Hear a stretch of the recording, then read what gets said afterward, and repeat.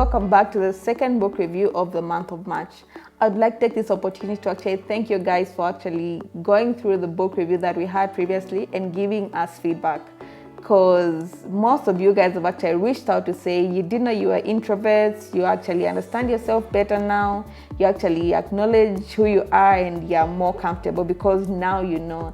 And that makes me so happy because I love to be of help in that sort of way. So let's get into today's chapter.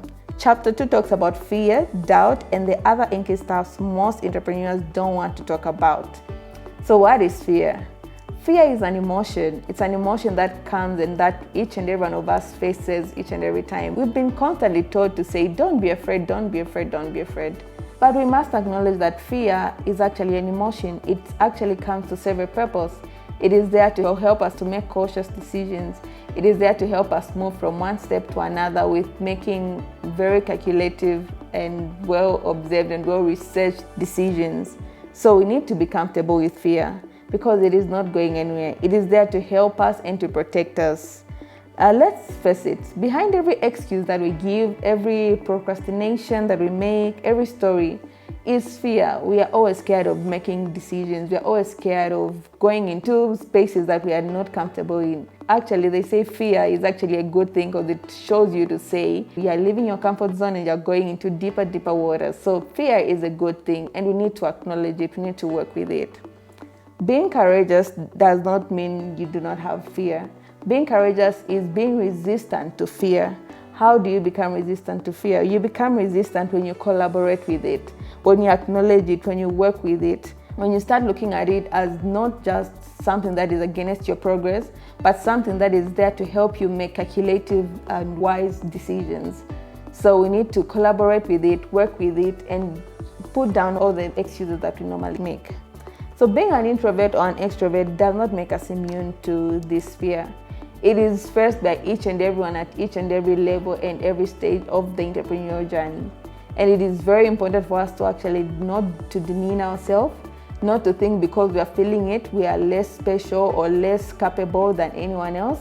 Everybody feels it and everybody is battling with it at whatever level. Being exposed, more exposed, does not limit your fear. The fear still kicks in.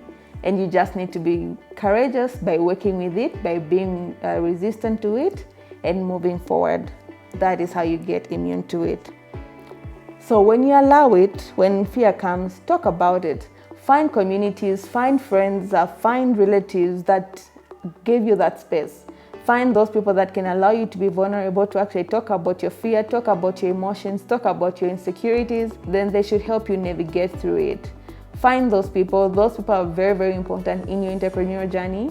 They are the ones who will be there to lift you up on a very bad day. They're the ones who will be there to remind you of who you are. They'll remind you of your passions. They'll remind you of the drive that got you up in the very first place.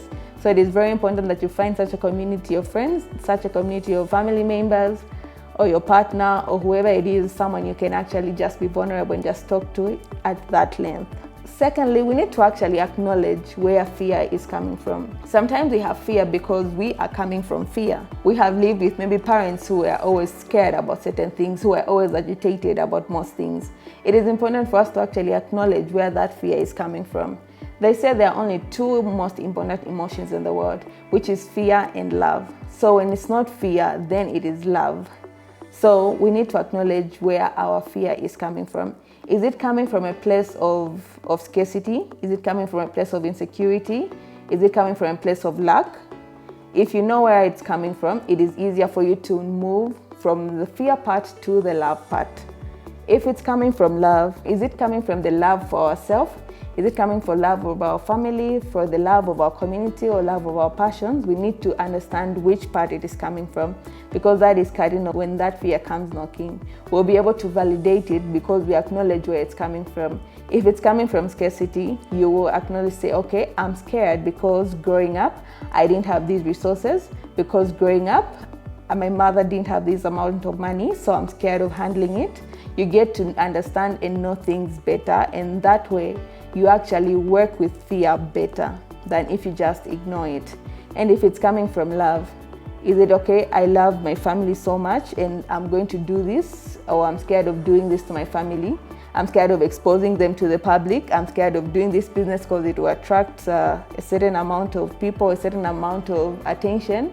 That will endanger my family, that will endanger my reputation, that will endanger myself as an introvert. We need to acknowledge where that is coming from, and that way to be easier to navigate and to move going forward. So we actually taught that sometimes fear can be a very powerful motivator, much more than love actually. I have a friend of mine who is actually motivated by fear. He is doing so much for himself. When I asked him, what really makes you work so hard? Why are you so motivated? His response was, Mono, I had no one to pay my school fees. I had no one to take me to university. I had no one to help me start a business. So I'm running away from that life. That is his motivation. His motivation is not, okay, I'm doing this because I love what I'm doing, or because I love the money, or because I love the life that it can give me. That is not his motivation. So he may love those things, but his strongest and bigger motivation is fear. So sometimes fear can actually be a good motivation. But after acknowledging that point of where, that awareness of where the fear is coming from, we need to move from that knowledge and actually move to the point of love. Because whenever you pursue something out of luck, out of desperation, it actually runs faster. But if you pursue something out of wanting it, to just nurture it, to love it, to groom it, it actually grows closer to us. That is the law of attraction. So we need to move from scarcity mode, from lack mode, from fear of handling money or fear of exposure. We need to move from that and then move to a place of love, because that is where we will flourish. So how do we improve our relationship with fear? One may ask. Well, I have 3 points on how we can improve our relationship with fear. And one, it is through meditation. Find words of affirmation that you can meditate on. Find the gratitude journal, and just meditate on everything that it is that you are scared of. Find the positives of everything you're scared of. If your mentality is lack, write it down. I'm scared because I do not have this amount of money. I'm scared because I look this way. I'm scared because of A, B, C, D. Write it down, and then on the other side, write an affirmation on it. I affirm I am more confident, or I am more good looking, or I have this amount of money. And the more you affirm, the more you meditate upon it, the better it is, and the more it will feel comfortable in your skin, and it will be easier for you to actually move and pursue it better. Secondly, find something that reminds you of your love for the passion that you have. Sometimes we actually need a reminder of, let's say your dream is to own a jet. Find a little tiny jet, buy a toy, and just place it somewhere. Let that be your reminder. So every time you're scared, every time that fear comes knocking in, you look at that and you're reminded of your dream. You're reminded of what it is that you want. And that fear will suddenly start going down. That doubt will suddenly start going down. Thirdly, find uplifting songs, find uplifting words. Find things that can just move you forward and drive you, so that on days that you're low, you can actually be lifted up and encouraged by that. In conclusion, when fear comes, lean into it, acknowledge it, work with it, and then challenge it. Challenge where it's coming from. Challenge how you can move from that place, going to the place of love and the place of abundance, because that is where you flourish and you will be nourished. So thank you so much for watching up to the end of this chapter.